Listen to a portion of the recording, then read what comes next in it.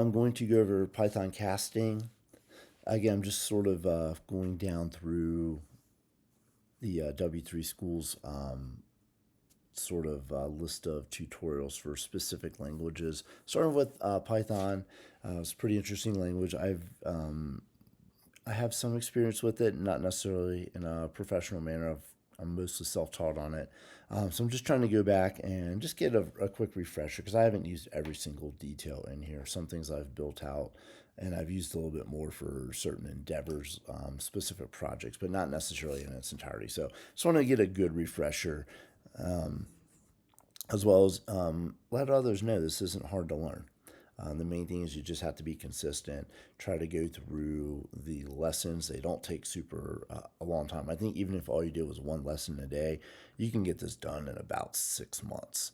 So you can walk away certainly within 6 months with a pretty good understanding of a language like Python, and that's a really valuable skill to have.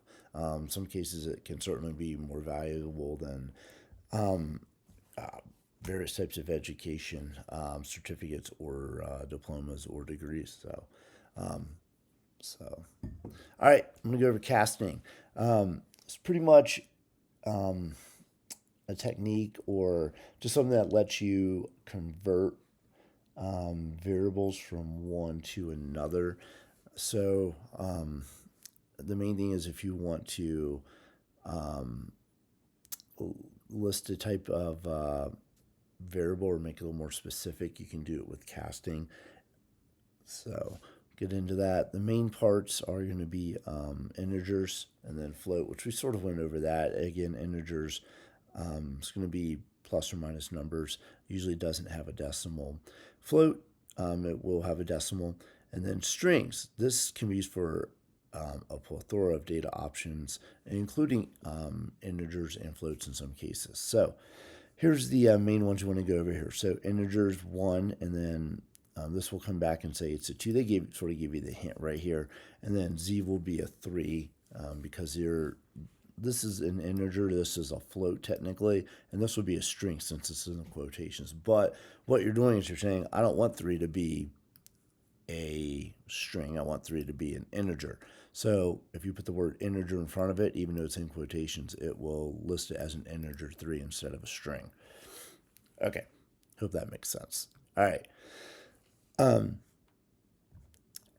If you want to look at making something a float, so if this was an integer, it would just be the number 1, no decimal. But if I'm saying x equals and I put the word float and I want to designate x as an integer or a float, then it will come back as 1.0. Float will keep the decimal in this instance, it's 2.8.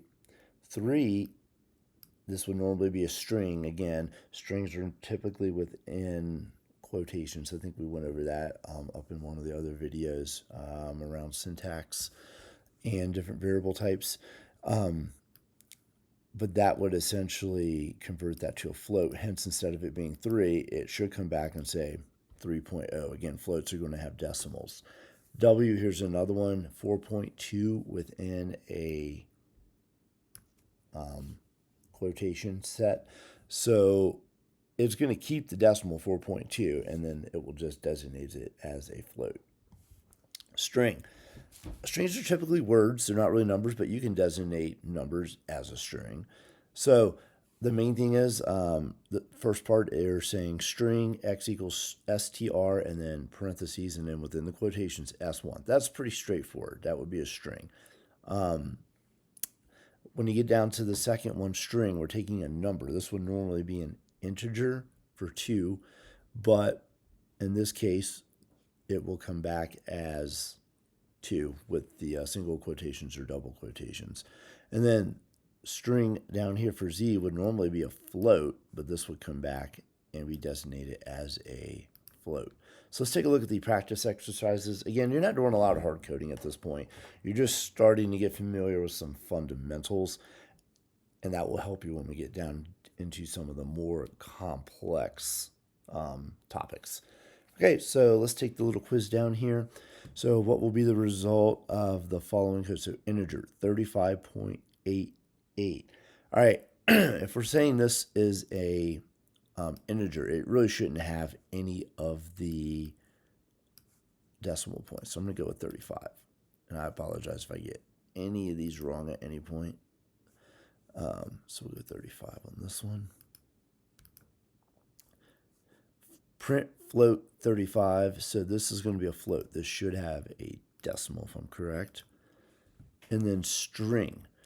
If we're keeping this and we're calling it a string, it should in effect keep the entirety of that numbers of that number set that we just input. So I'm going to go with 35.82.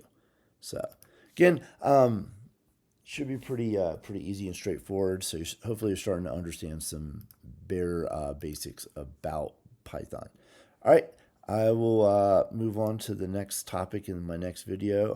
Definitely going to spend a little bit of time on strings. So there's a reason this part has a couple of things built out. It's because there's some really detailed information that you want to learn with strings. So without further ado, I will close this video out and I will start up a new one.